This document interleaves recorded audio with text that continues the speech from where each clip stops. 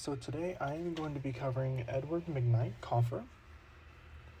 So who exactly was he? Well, he was born December 14th, 1890, under the name of Edward Leland Kauffer. Soon he changed his name after meeting Professor Joseph Mcknight out of gratitude of sponsoring him to go to Paris. By the age of 17, he became part of the Evansville City Directory due to his outstanding performance as a painter. This is also where he met an actor who encouraged him to travel to California on one of his jobs as a set painter. So in 1910, he decided to move. He moved to San Francisco, California. After he moved, he picked up a job as a bookseller and began studying at the California School of Design for 2 years. While he was working here, this is when he met Professor Joseph Mcknight, who was from the University of Utah. Joseph decided to sponsor Kauffer after becoming a regular customer at his job and showing a great interest in his paintings. After his sponsorship from the professor, he decided to stay in Chicago for 6 months, where he studied at the Art Institute of Chicago. Here he witnessed an armory show, which would later become a massive impact on his style throughout his entire career.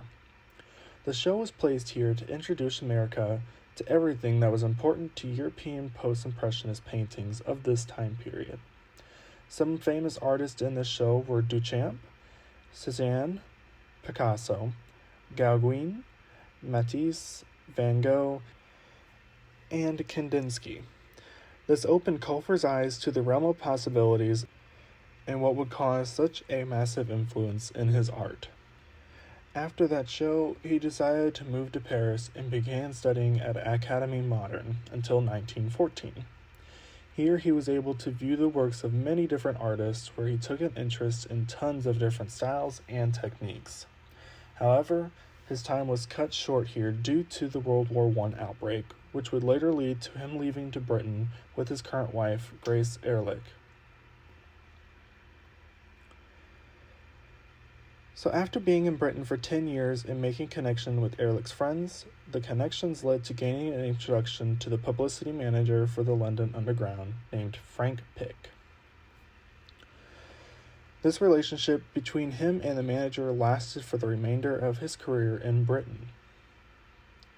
During this time, he made a whopping 140 posters for the London Transport, and in 1915, he was commissioned for 4 different landscape posters. These posters maintained a certain paint style to them, and people could see the possible influences of Van Gogh, especially in the Oxy Woods posters. He also had a poster in Watford, which showcases the influence of Japanese color woodcuts. During his visit to Paris, after his success over in London, he met Marion Dorn. Dorn was a textiles designer that specialized in wall hangings, carpeting, and rugs. She was also known to produce wallpapers, graphics, and illustrations as well. After these two met, he decided to leave his wife and daughter for Dorn, and they left for Britain, where they lived together for 17 years. Kauffer had a personal and professional relationship with her, and after they got together, they collaborated on a number of different projects that included office interiors, rugs, and other interior designs, symbols, luggage labels, and brochures.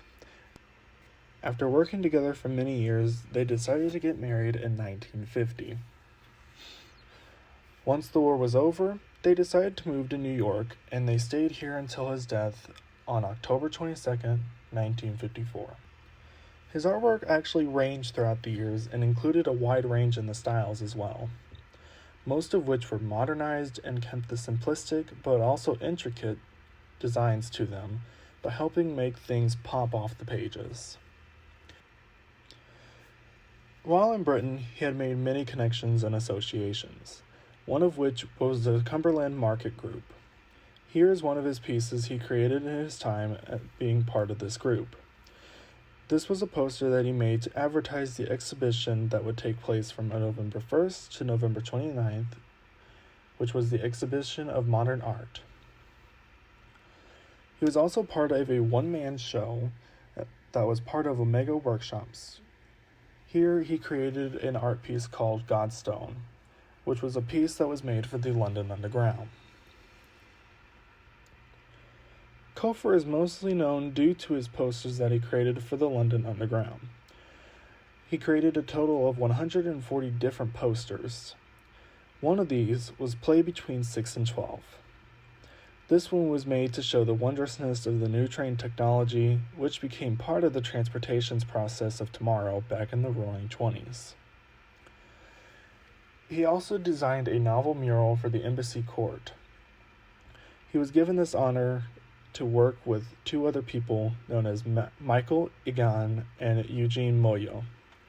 Together, these three worked on making this piece happen, with Moyo and Egan using aero-sprayed concrete and photosensitive coatings that intertwined the two in order to bring the elements of Kauffer's designs into the mix by projecting them into the wet surface in a dark room.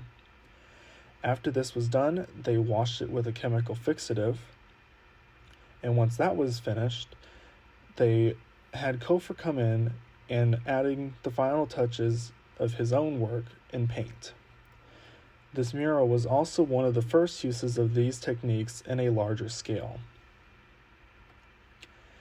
And then here are my sources. Thank you for listening, and I hope everyone has a great day.